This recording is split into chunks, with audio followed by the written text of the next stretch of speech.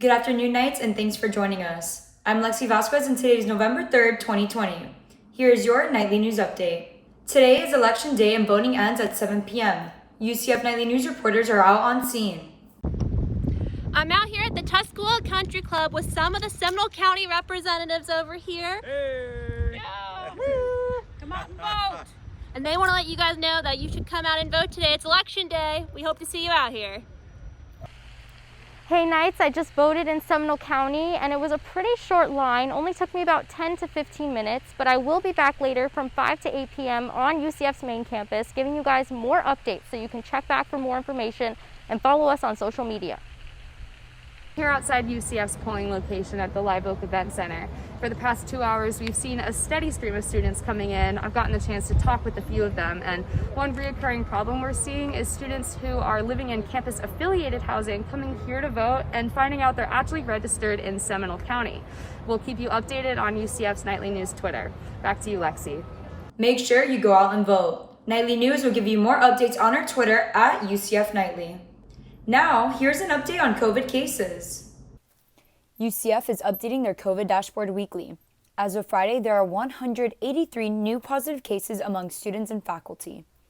In Florida, Johns Hopkins has yet to report an update on today's COVID-19 numbers. As of yesterday, there's a total of around 800,000 COVID-19 cases and almost 17,000 confirmed deaths. Nationally, the U.S. has about 9.3 million confirmed cases, and the total death toll is more than 200,000. Registered Floridian voters are deciding whether or not to vote in favor of Amendment 3. UCF Nightly News reporter Giulia Silva tells us more on what this amendment could do for the Florida primary elections. Florida's current closed primary system means that Democratic and Republican candidates have separate ballots, and voters can only vote for candidates in their party. UCF political science professor Aubrey Jewitt says that Amendment 3 would create a top two open primary system.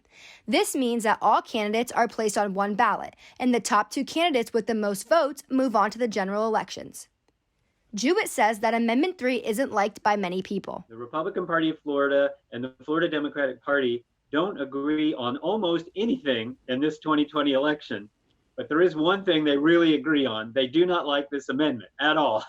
Jewitt says that those in favor of the amendment like how it finally gives all voters a chance to vote in the primary elections. Sophomore political science major Kennedy Anthony says her past experience makes her in favor of Amendment 3. This past primary election in my county, I was actually not able to exercise my right to vote purely because of the two-party system, and I wanted to cross my party lines, and I was told I was not allowed to. I'm here outside of the Live Oak Event Center, where thousands of Orange County voters have decided on whether or not to vote yes or no on Amendment 3. Junior computer science major Jennifer Law is one of the UCF students who voted no on Amendment 3. Law says that she was initially in favor of Amendment 3, but after realizing how the top two system puts a party with more candidates at a disadvantage, she changed her mind. A lot of the votes are going to fall kind of along party lines. And because of that, whichever party fields more candidates is just going to have their vote split in more of a way. And that vote splitting could mean that candidates from the other party are just going to take those top two spots. For Amendment 3 to pass, at least 60% of voters must be in favor of it. In Orlando, Giulia Silva, UCF Nightly News. If Amendment 3 passes, it will be in effect on January 1st, 2024. With today being Election Day, the youth are stepping up to cast their votes and awaiting to see who will be the next president of the United States.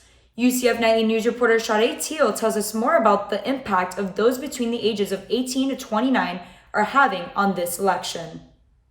A population that is not known for turning out in large numbers for the election are classifying as a force in the 2020 election, with data from poll officials around the nation suggesting record turnout from the younger generation. More than 7 million voters ages 18 to 29 have already cast their ballot in the election, reports Tufts University. Roughly 40% of young voters voted in the 2016 election. However, this year's election, the youth is surpassing that number with a sweeping percentage of more than 60%, reports the U.S. Census Bureau.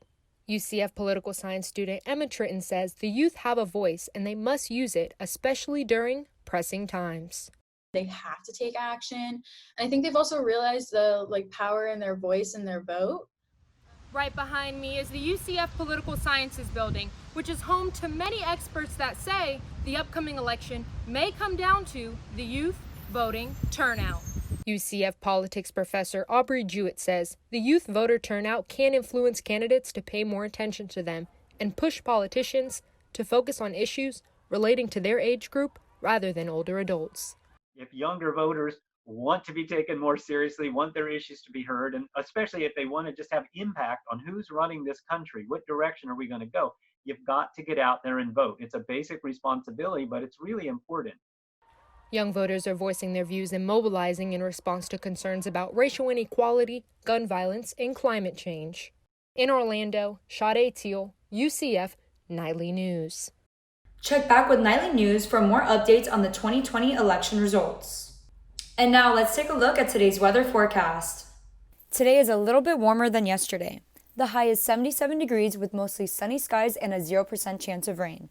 Tonight, the low is a chilly 59 degrees with a 0% chance of rain. Tomorrow's high is 78 degrees with mostly sunny skies and again a 0% chance of rain. That's all the time we have for now. Make sure to keep up with all that's happening throughout the week by following us on our Instagram at UCF Knightly News, and check back here tomorrow for another Nightly News update. I'm Lexi Vazquez. Thanks for watching and have a great day.